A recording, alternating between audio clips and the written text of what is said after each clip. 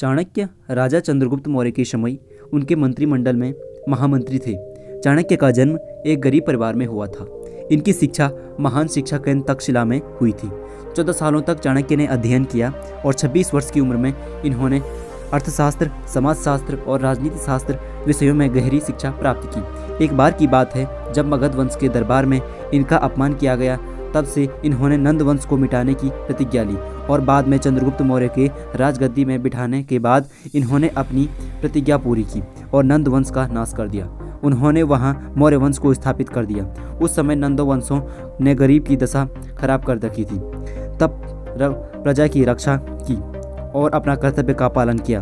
उन्होंने नंद वंशों को भारत से बाहर किया और एक राजा चंद्रगुप्त मौर्य को एक अखंड राष्ट्र बनाने में मदद की। मौर्य वंश को बनाने में चाणक्य को श्रेय जाता है।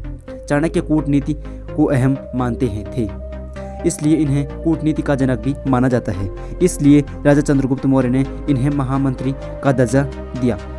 दोस्तों, जानते हैं चाणक्य का जीवन किस तरीके से था। हालांकि चाणक्य के जीवन के विषय में इतिहास में कम जानकारियां हैं, लेकिन चाणक्य के जन्म और मृत्यु के संबंध में भारत के कुछ विद्वानों की राय अलग अलग है। कुछ लोग इनका जन्म पंजाब के चणक क्षेत्र को मानते हैं, कुछ विद्वान इनका जन्म साउथ भारत को मानते हैं। कुछ लोगों की राय में इनका जन्म केरल भारत को मानते हैं और बौद्ध धर्म के अनुयायी इनका जन्म तक्षशिला को मानते हैं। कुछ विद्वानों की मजबूती राय यह मिली है कि इनका जन्म तक्षशिला में रहा होगा। इनके पिता का नाम चणक था, क्योंकि इनका जन्म एक गरीब ब्राह्मण के घर में हुआ था। इतिहास में एक बात सत्य मिलती है कि इनका जन्म और बचपन काफ़ी गरीबी में बीता। चाणक्य बचपन में एक क्रोधी इंसान थे, वह जिद्दी थे और इसी कारण नंद वंश का विनाश हुआ। चाणक्य शुरू से ही साधारण रहे हैं। कहा जाता है कि महामंत्री का पद और राजसी ठाठ होते हुए भी इन्होंने मोह माया का फायदा नहीं उठाया। चाणक्य को धन, यश, मोह का कोई लोभ नहीं था। दोस्तों, चाणक्य के विषय में इतिहास में ज़्यादा प्रमाण नहीं मिलता है। कुछ विद्वान इनके नाम के पीछे भी अपनी राय रखते हैं, क्योंकि इनका नाम कौटिल्य भी था। कुछ लोग मानते हैं कुटल गोत्र के होने के कारण इनका नाम कौटिल्य पड़ा।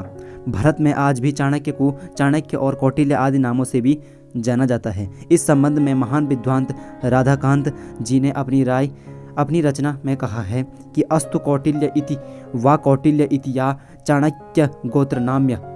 कुछ लोग ने सीधी राय रखी है, चाणक्य का पुत्र होने के कारण इन्होंने चाणक्य कहा गया।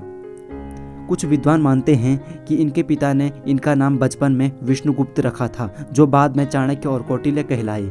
कौटिल्य के संदर्भ में यह माना जाता है कि इन्होंने चंद्रगुप्त मौर्य की सहायता के लिए चाणक्य ने नंद वंश का नाश कर दिया, मौर्य वंश की स्थापना की और चंद्रगुप्त मौर्य को राजा बनाया। तो यह थी दोस्तों चाणक्य की कहानी। इस कहानी से हमें सीख मिलती है कि हमें अपने कार्य के प्रति जिद्दी बनना है, पीछे नहीं हटना चाहिए और अपने मुकाम को हासिल करना है।